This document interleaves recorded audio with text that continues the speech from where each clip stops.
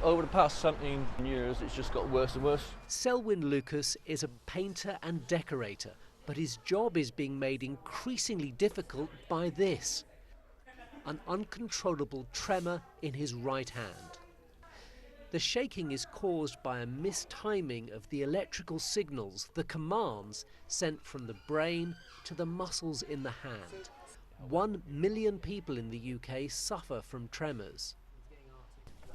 Early morning at St Mary's Hospital in London, and Selwyn is being prepared for deep brain surgery. But this razor is the only blade that will be used today. This frame will ensure his head is kept completely still during surgery, once it is placed inside this machine, the first of its kind in the UK, which operates using sound waves.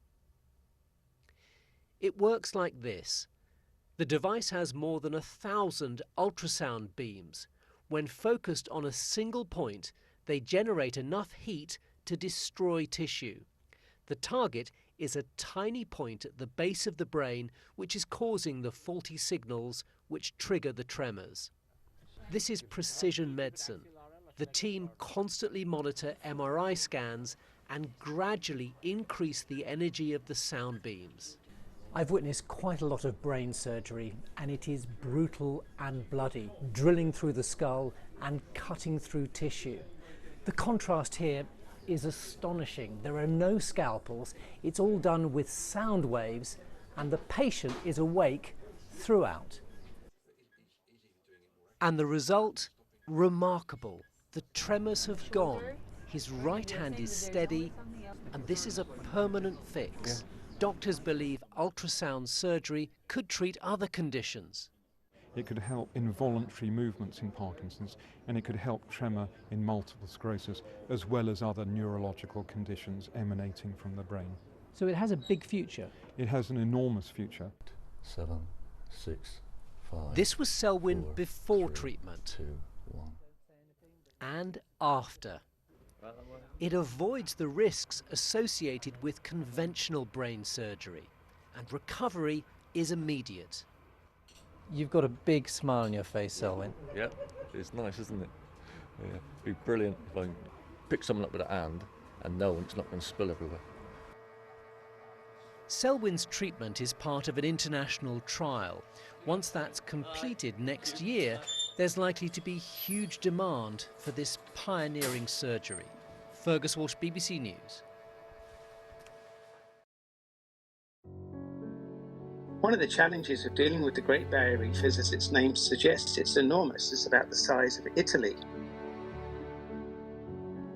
Scientists can only monitor the health of a small fraction of it.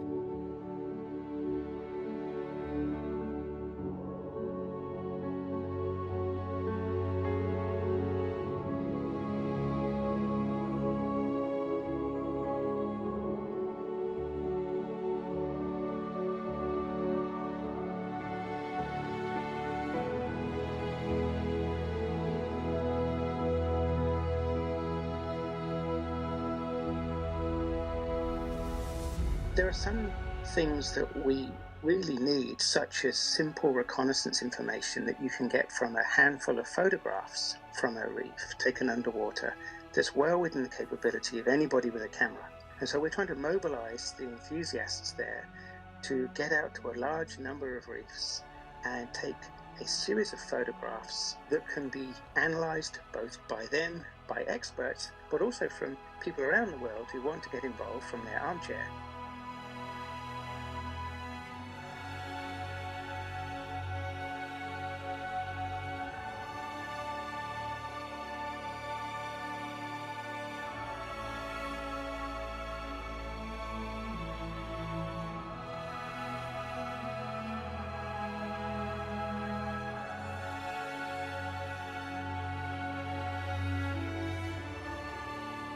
This is, of course, one of the great wonders of nature. All of these corals will spawn simultaneously, and we know that some reefs are much more important than others at driving recovery. The most important reefs will be those that are still in a pretty good shape now, so they have lots of adults, so they can produce lots of eggs. But they're also in the position so that they send those new corals to places in need.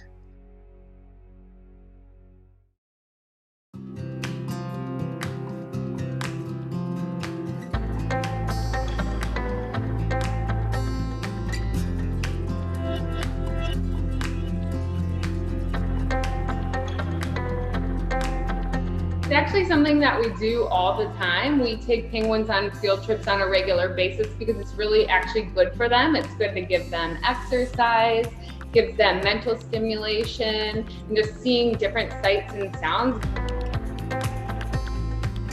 We tend to do them most days, so obviously we can't take 36 penguins every day everywhere, so we rotate it through based off of which birds get along socially and where we're going. Some of our newer, younger chicks, they might be still getting used to field trips, so we might take them on the shorter ones around the aquarium to get them acclimated, get them used to exploring around.